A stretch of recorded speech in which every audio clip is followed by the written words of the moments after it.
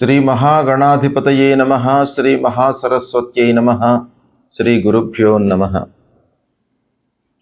2026 సంవత్సరంలో ఫిబ్రవరి మాసంలో గ్రహస్థితి ఎలా ఉంది అనే విషయాన్ని మనము ప్రధానంగా చూసినట్టయితే, సూర్యుడు 12వ తారీఖు వరకు మకర రాశిలో సంచరిస్తున్నాడు. 12 తర్వాత కుంభరాశిలోకి ప్రవేశిస్తున్నాడు. కుజుడు 23వ తారీఖు వరకు మకర రాశిలో సంచరిస్తున్నాడు. 23 నుండి కుంభరాశిలో ప్రవేశించి మాసాంతం వరకు కూడాను కుంభరాశిలో ఉంటున్నాడు. బుధుడు 3వ తారీఖు వరకు మకర రాశిలో ఉన్నాడు. 3 నుండి కుంభరాశిలోకి ప్రవేశిస్తున్నాడు.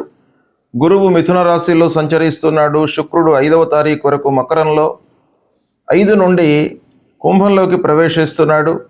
శని మీనరాశిలో సంచరిస్తున్నాడు. రాహువు కుంభరాశిలో సంచరిస్తున్నాడు. కేతువు సింహరాశిలో సంచరిస్తున్నారు. ఈ విధంగా ఫిబ్రవరి మాసంలో ముఖ్యమైనటువంటి ఈ 8 గ్రహాల యొక్క స్థితి ఉంది. ఈ సంచారం మూలకంగా ఫలితాలు ఎలా ఉంటాయి అనేటువంటి విషయాన్ని మనము తెలుసుకుందాము. మకర రాశి వారికి 2026వ సంవత్సరము ఫిబ్రవరి మాసంలో గోచార ఫలితాలు ఎలా ఉన్నాయో తెలుసుకుందాం. ముందుగా మకర రాశి వారికి శని యొక్క అనుకూలత ఉంది. అంటే రాశ్యాధిపతి అయినటువంటి శని మీనంలో సంచరిస్తున్నాడు. అంటే 3వ స్థానము గోచార రీత్యా అనుకూలమైనటువంటి స్థానంలో సంచరిస్తున్నాడు కనుక శని యొక్క అనుకూలత ఉంది. ఇక రాహువు తర్వాత గురువు యొక్క ప్రతికూలత ఉంది. ఓవరాల్గా మనం చూసినట్టయితే మకర రాశి వారికి ఆ శని మూలకంగా కొంత శ్రేయోదాయకమైనటువంటి ఫలితాలు ఉండే అవకాశాలు ఉన్నాయి. ముఖ్యంగా కుజుడు మకరంలో సంచరిస్తున్నాడు. అంటే 1వ స్థానంలో ఉచ్చ స్థానంలో సంచరిస్తున్నాడు. గోచార రీత్యా ప్రతికూలమే అయినా కూడాను ఉచ్చ స్థానంలో ఉన్నటువంటి గ్రహ మంచి పని చేయడానికి మనకు అవకాశాలు ఎక్కువగా ఉంటాయి. దాన్ని మీరు సద్వినియోగపరుచుకున్నట్టయితే ధైర్యంతో పనిపై మీరు చేయదలిచినటువంటి పనిపై 100% కాన్సన్ట్రేషన్ పెట్టి చేసినట్టయితే మీరు తప్పకుండా సత్ఫలితాలను పొందుతారు. ఇక ఉద్యోగంలో ఉన్నటువంటి వారికి కొత్త బాధ్యతలు కనబడుతున్నాయి. ఈ మాసంలో ఆ కొత్త బాధ్యతలను స్వీకరించే సమయంలో వాటిని కొనసాగించేటువంటి క్రమం లోపల కొన్ని ఇబ్బందులను ఎదుర్కొనేటువంటి అవకాశాలు ఉన్నాయి.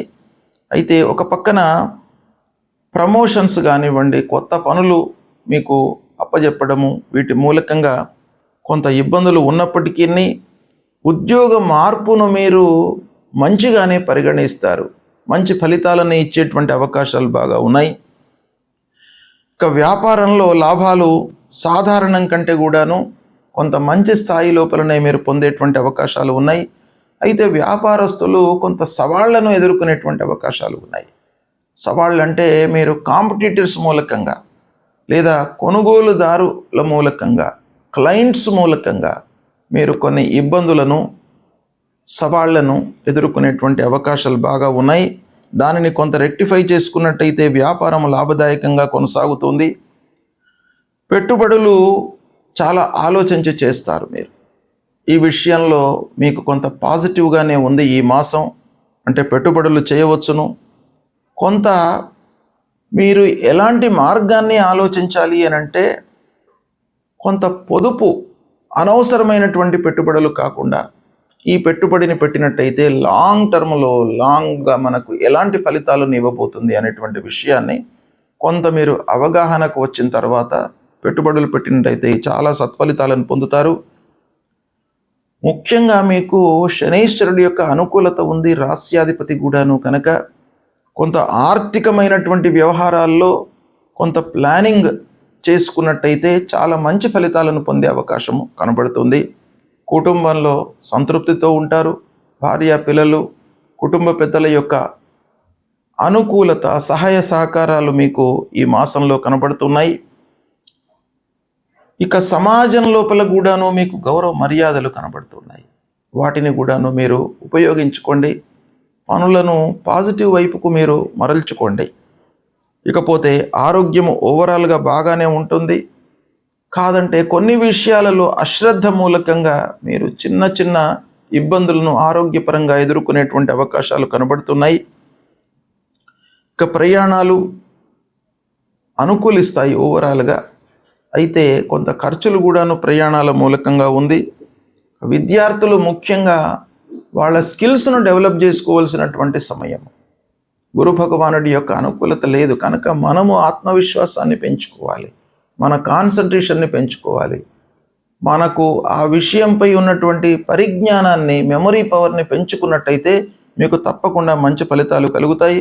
పోటీ పరీక్షలలో సాధారణ ఫలితాలు ఉన్నాయి.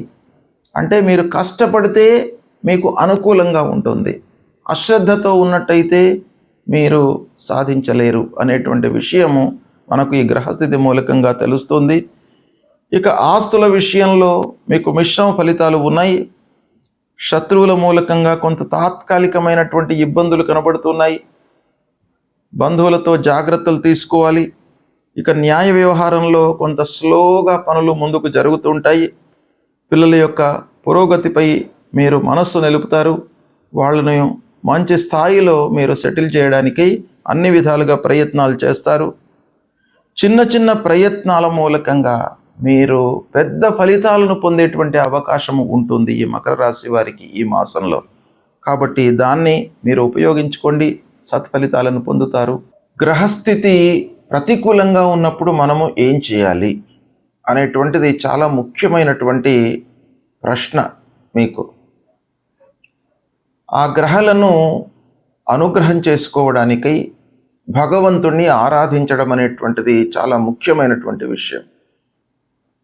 ప్రధానంగా చూసినట్టయితే సూర్యుడు 3, 6, 10, 11 స్థానాలలో సంచరిస్తున్నటువంటి సమయంలో శుభ ఫలితాలను ఇస్తాడు. మిగతా స్థానాలలో ప్రతికూలమైనటువంటి ఫలితాలను ఇస్తాడు. కనుక సూర్య భగవానుడు ప్రతికూలంగా ఉన్నప్పుడు సూర్యుని యొక్క ఆరాధన చేయండి.